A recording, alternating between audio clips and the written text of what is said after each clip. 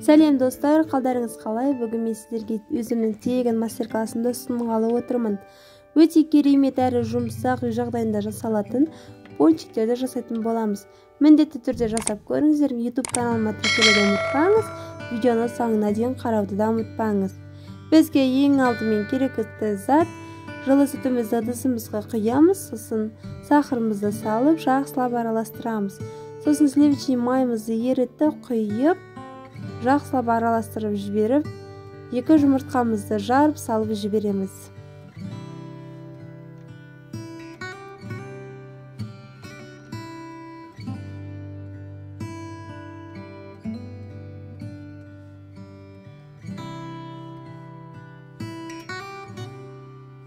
Жұмыртқамызды жақсылап араластырып болғаннан кейін ашытқымызды, яғни дрожжымызды салып, сосын ванилинді салып, жақсылап араластырып, ұнымызды салып, кәдімгі қамыр илеп шығамыз.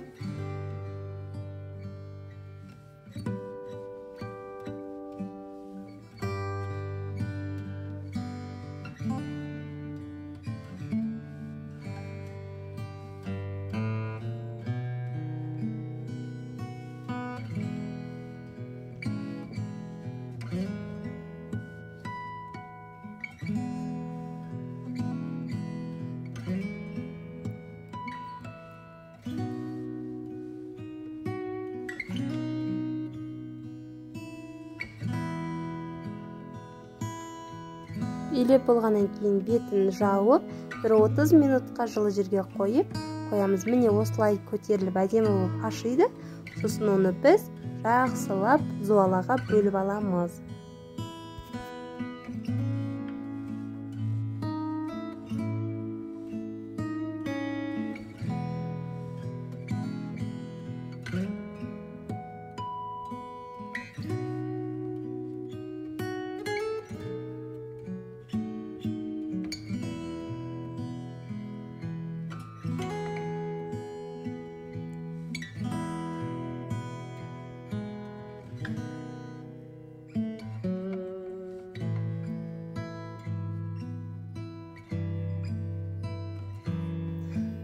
Бірінші қамырымызды жайып, осылай кез келген формада кесуге болады.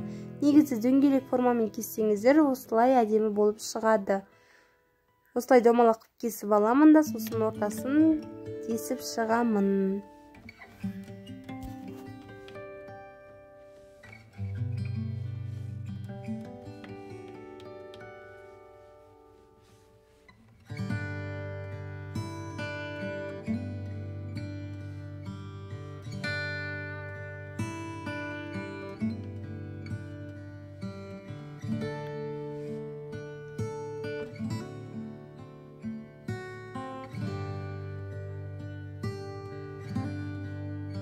Мінекей біздің пончигіміздің қамыры дайын. Енді біз бұны 20 минутқа жылы жерде ұстаймыз. Бетін жауып қойыңыздар, я? Дәл осылай жасасаңыздар болады.